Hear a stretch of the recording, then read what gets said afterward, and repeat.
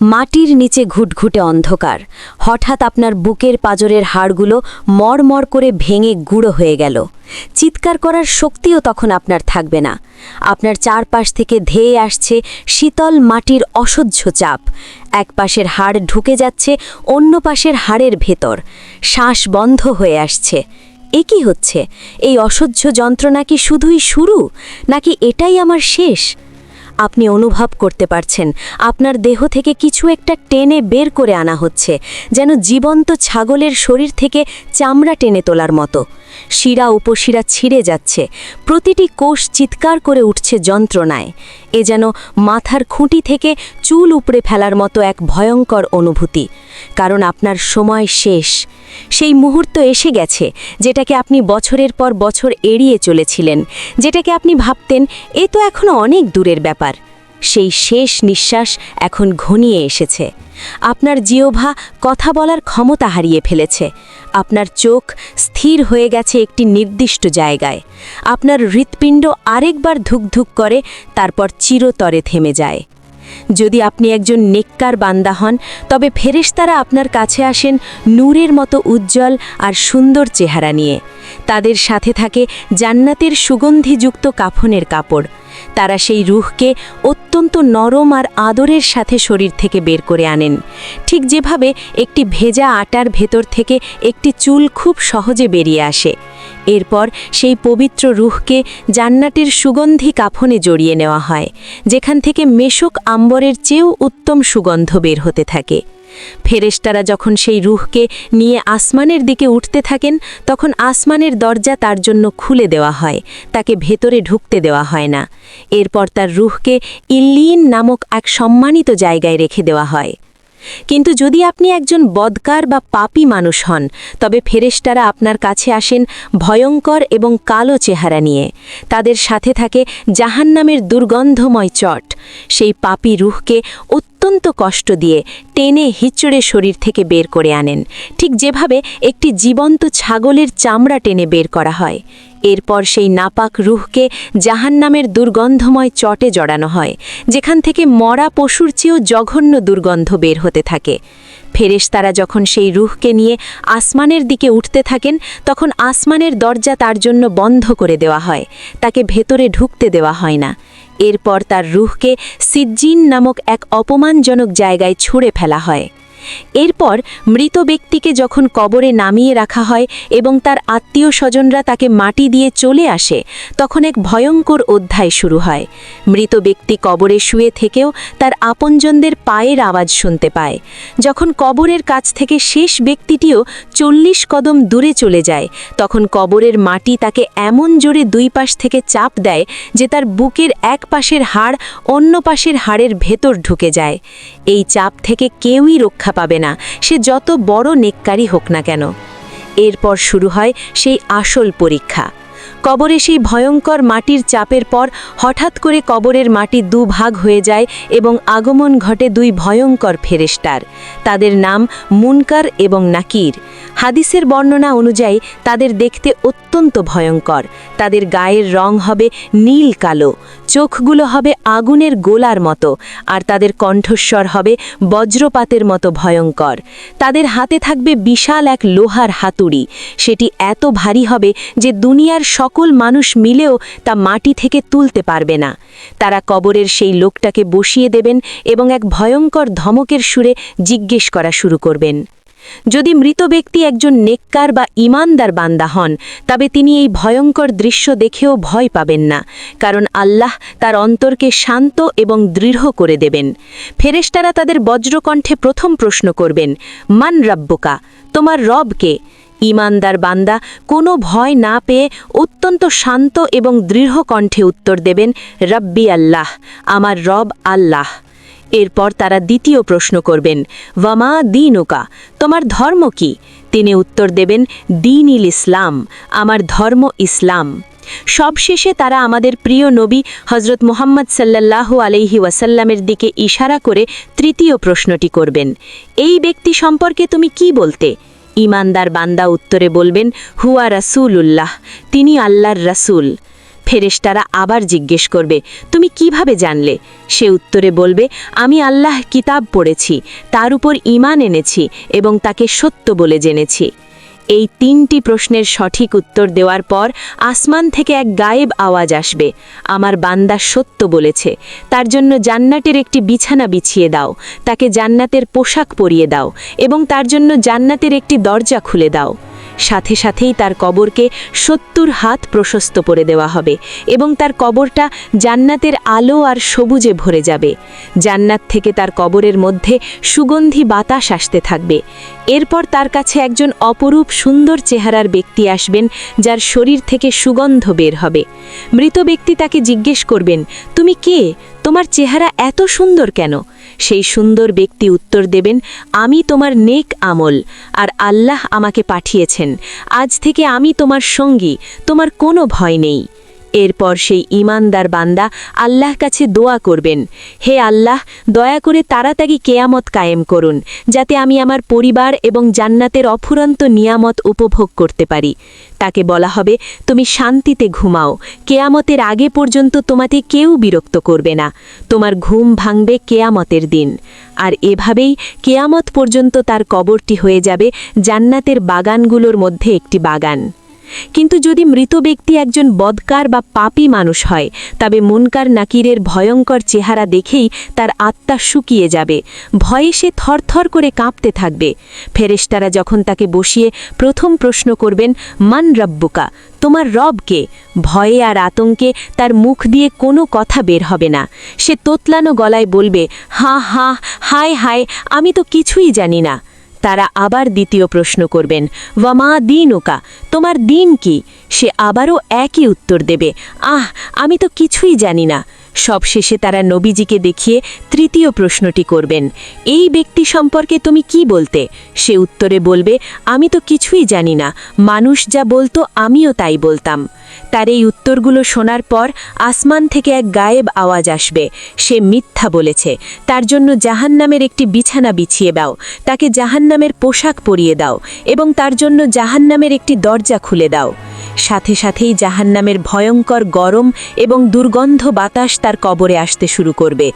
এরপর শুরু হবে কবরের আসল আযাব। তার কবরকে এমন জোরে 2 পাশ থেকে চাপ দেওয়া হবে যে তার বুকের এক পাশের হাড় অন্য পাশের হাড়ের ভেতর ঢুকে যাবে। এরপর তার কাছে একজন কুৎসিত এবং ভয়ঙ্কর চেহারার ব্যক্তি আসবে, যার শরীর থেকে পচা লাশের মতো দুর্গন্ধ বের হবে। মৃত ব্যক্তি তাকে জিজ্ঞেস করবে, তুই কে? তোর চেহারা এত ভয়ঙ্কর কেন? সেই কুৎসিত ব্যক্তি উত্তর দেবে, আমি তোর বদ আমল, তোর খারাপ কাজ। এই কথা বলার পরই তার উপর আযাব দেওয়ার জন্য আল্লাহ পক্ষ থেকে একজন বিশেষ ফেরেশতা নিয়োগ করা হবে। হাদিসে এসেছে, এই ফেরেশতা হবেন অন্ধ, বধির এবং বোবা। তিনি অন্ধ হবেন যাতে পাপীর কষ্ট দেখে তার মায়া না হয়, তিনি বধির হবেন যাতে পাপীর চিৎকার তিনি শুনতে না পান, আর তিনি বোবা হবেন যাতে পাপীর সাথে কোনো কথা বলে তার শাস্তি কমাতে না পারেন। তার হাতে থাকবে লোহার এক বিশাল হাতুড়ি, সেটি এত ভারী হবে যে সেই হাতুড়ি দিয়ে যদি কোনো পাহাড়ের উপর আঘাত করা হতো, তাহলে সেই পাহাড়ও ধুলোয় মিশে যেত। সেই ফেরেশতা কোনো কথা না বলে সেই পাপী বান্দাকে ওই হাতুড়ি দিয়ে এমন জোরে আঘাত করতে থাকবেন যে তার চিৎকারে মানুষ ও জিন ছাড়া পৃথিবীর সকল সৃষ্টি, পশু পাখি, গাছপালা সবাই তা শুনতে পাবে এবং ভয়ে কেঁপে উঠবে। প্রতিবার আঘাতের পর সে মাটির সাথে মিশে যাবে, আর তাকে আবার আগের অবস্থায় ফিরিয়ে আনা হবে শুধুমাত্র শাস্তি দেওয়ার জন্য। শুধু তাই নয়, তার কবরের ভেতর 99টি বিশাল বিশাল সাপ ছেড়ে দেওয়া হবে। সেই সাপগুলো এতটাই বিষাক্ত হবে যে তাদের একটি সাপও যদি পৃথিবীতে একবার নিঃশ্বাস ফেলত, তবে পৃথিবীর কোনো সবুজ ঘাসও আর জন্মাত না। সেই সাপগুলো কিয়ামত পর্যন্ত তাকে অবিরাম দংশন করতে থাকবে এবং তার শরীরকে ছিঁড়ে খুঁড়ে খেতে থাকবে। আর এভাবেই কিয়ামত পর্যন্ত তার কবরটি হয়ে যাবে জাহান্নামের অসংখ্য গর্তগুলোর মধ্যে একটি ভয়ঙ্কর গর্ত। একবার ভাবুন তো, জাহান্নামের সেই ভয়ঙ্কর শাস্তির কথা, যা অনন্তকাল ধরে চলতে থাকবে। কিন্তু সেই চূড়ান্ত জাহান্নামের আগেও মৃত্যুর ঠিক পরেই কবরের অন্ধকার ঘরে শুরু হয়ে যায় এক প্রাথমিক শাস্তি, এক ভয়ঙ্কর ট্রেলার।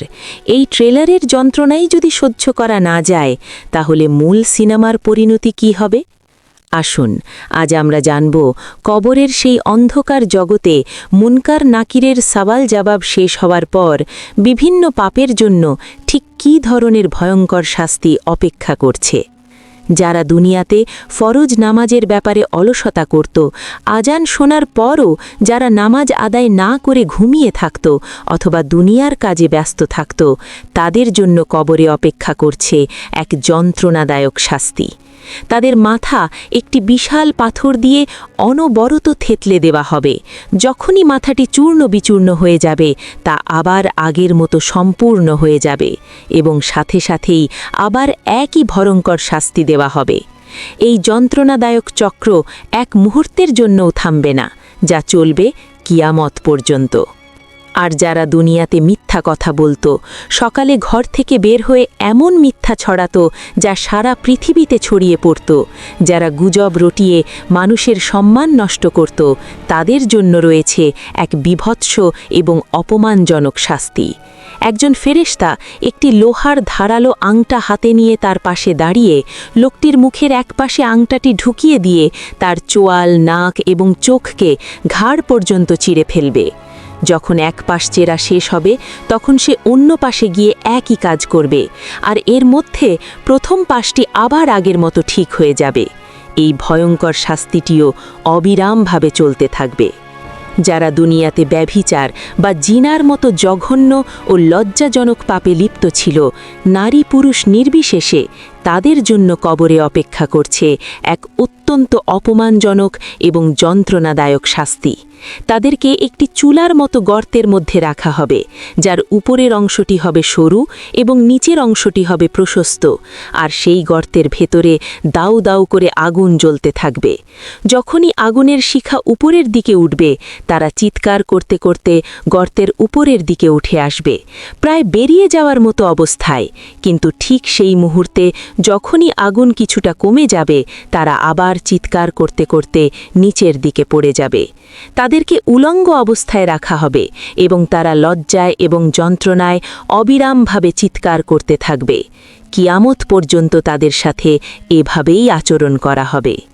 আর যারা দুনিয়াতে সুদ খেত, যারা সুদের লেনদেন করত, যারা মানুষের অসহায়ত্বের সুযোগ নিয়ে নিজের সম্পদ বাড়াত, তাদের পরিণতি হবে আরও ভয়ঙ্কর। তারা রক্তের এক নদীর মধ্যে সাঁতরাতে থাকবে। তারা যখনই সাঁতরে নদীর কিনারে আসার চেষ্টা করবে, তখনই একজন ফেরেশতা বিশাল বিশাল পাথর নিয়ে তার মুখে এমন জোরে আঘাত করবে যে সে আবার নদীর মাঝখানে ফিরে যাবে। যখনই সে কিনারে আসতে চাইবে, তখনই তার মুখে পাথর নিক্ষেপ করা হবে। এভাবেই কিয়ামত পর্যন্ত সে সেই রক্তের নদীর মধ্যেই হাবুডুবু খেতে থাকবে। যারা ছিল সম্পদশালী, কিন্তু তারা তাদের সম্পদের জাকাত বা আল্লাহর দেওয়া হক আদায় করত না, গরিব দুঃখীদের সাহায্য করত না, তাদের জন্য রয়েছে এক কঠিন শাস্তি। তারা পশুর মতো হামাগুড়ি দিয়ে কাঁটাযুক্ত জাক্কুম, জাহান্নামের উত্তপ্ত পাথর এবং দুর্গন্ধময় জিনিস খেতে থাকবে। এছাড়াও হাদিসে এসেছে, তাদের সেই সম্পদকে কিয়ামতের দিন একটা ভয়ঙ্কর বিষাক্ত সাপের রূপ দেওয়া হবে, যা তাদের গলায় পেঁচিয়ে ধরবে এবং তার দুই চোয়াল দিয়ে তাদের দংশন করতে করতে বলবে, আমিই সেই তোর সম্পদ, আমিই সেই ধনরত্ন যা তুই জমিয়ে রেখেছিলি। যারা দুনিয়াতে মানুষের গীবত করত, কারো অনুপস্থিতিতে তার সম্পর্কে এমন কথা বলতো যা শুনলে সে কষ্ট পেত, যারা মানুষের সম্মান নষ্ট করত, তাদের জন্য কবরে অপেক্ষা করছে এক বীভৎস এবং অপমানজনক শাস্তি। তাদের নখগুলো হবে তামার মতো লম্বা এবং ধারালো। তারা সেই ধারালো নখ দিয়ে অনবরত নিজেদের মুখ এবং বুকের মাংস আঁচড়াতে থাকবে এবং ছিঁড়ে খুঁড়ে খেতে থাকবে। তাদের মুখমণ্ডল ক্ষতবিক্ষত হয়ে যাবে, বুক থেকে রক্ত ঝরতে থাকবে, কিন্তু এই যন্ত্রণা থেকে তাদের কোনো মুক্তি মিলবে না।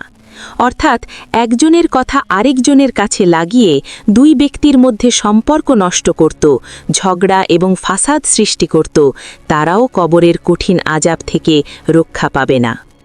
একবার আমাদের প্রিয় নবী হজরত মুহাম্মদ সাল্লাল্লাহু আলাইহি ওয়াসাল্লাম দুটি কবরের পাশ দিয়ে যাচ্ছিলেন।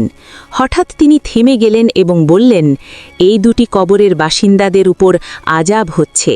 তিনি বললেন, তাদেরকে কোনো বড় পাপের জন্য শাস্তি দেওয়া হচ্ছে না, যেটা থেকে বেঁচে থাকা কঠিন ছিল। তাদের একজন প্রস্রাব করার সময় সতর্কতা অবলম্বন করত না, আর অন্যজন চগলখড়ি করে বেড়াত। এরপর তিনি একটি তাজা খেজুরের ডালকে 2 টুকরো করে সেই দুটি কবরের উপর গেঁথে দিলেন এবং বললেন, আশা করি এই ডাল দুটি শুকিয়ে যাওয়ার আগ পর্যন্ত তাদের আযাব কিছুটা হালকা করা হবে। এই ঘটনাটি আমাদের এটাই শিক্ষা দেয় যে আমরা যেগুলোকে ছোট ছোট পাপ বলে মনে করি, কবরের জগতে তার পরিণতিও কতটা ভয়ঙ্কর হতে পারে। এই ভয়ঙ্কর শাস্তিগুলোর কথা শোনার পরে আমাদের মনে প্রশ্ন আসতেই পারে, তাহলে কি কবরের এই কঠিন আযাব থেকে বাঁচার কোনো উপায় নেই? অবশ্যই আছে। আল্লাহ পরম দয়ালু। তিনি যেমন শাস্তির কথা বলেছেন, তেমনি এই ভয়ঙ্কর আযাব থেকে বাঁচার উপায়ও আমাদের বলে দিয়েছেন। আল্লাহর কাছে আশ্রয় চাওয়া। আমাদের নবীজি নিজে প্রত্যেক নামাজের শেষে কবরের আযাব থেকে বাঁচার জন্য আল্লাহর কাছে আশ্রয় চাইতেন। এর মধ্যে সবচেয়ে শক্তিশালী আমলটি হল সূরা আল মুলক পাঠ করা। নবীজি সাল্লাল্লাহু আলাইহি ওয়াসাল্লাম বলেছেন, কুরআনে 30 আয়াত বিশিষ্ট একটি সূরা আছে যা তার পাঠকের জন্য সুপারিশ করতে থাকবে যতক্ষণ না তাকে ক্ষমা করে দেওয়া হয়, আর তা হল সূরা মুলক। তিনি এটাও বলেছেন, এই সূরা তার পাঠককে কবরের আযাব থেকে রক্ষা করবে। যে ব্যক্তি প্রতি রাতে ঘুমানোর আগে এই সূরাটি পাঠ করবে, এটি তার কবরের ঢাল হিসেবে কাজ করবে। আল্লাহর পথে শহীদ হওয়া। যারা আল্লাহর পথে শহীদ হন, তাদের জন্য কবরের কোনো সওয়াল জবাব নেই এবং কোনো আযাবও নেই। জুমার দিনে বা জুমার রাতে মৃত্যুবরণ করা। হাদিসে এসেছে, যে মুসলিম ব্যক্তি জুমার দিনে বা জুমার রাতে মৃত্যুবরণ করবে, আল্লাহ তাকে কবরের পরীক্ষা থেকে রক্ষা করবেন। কবরের জীবন যা হবে, কারোর জন্য জান্নাতের বাগান আর কারোর জন্য হবে জাহান্নামের গর্ত। আমাদের দুনিয়ার প্রতিটি কাজ, প্রতিটি কথা সেখানে আমাদের জন্য পুরস্কার অথবা শাস্তির কারণ হয়ে দাঁড়াবে। কবরের প্রথম রাত ছিল শুধুমাত্র একটি সূচনা। আসল পরীক্ষা এবং তার পরিণতি আরও বেশি গভীর এবং ভয়ঙ্কর। আল্লাহ আমাদের সবাইকে কবরের এই কঠিন আযাব থেকে রক্ষা করুন এবং আমাদের কবরকে জান্নাতের বাগান বানিয়ে দিন। আমিন। এরকম ইসলামিক ভিডিও আরও পেতে চ্যানেলটিকে এখনই সাবস্ক্রাইব করুন।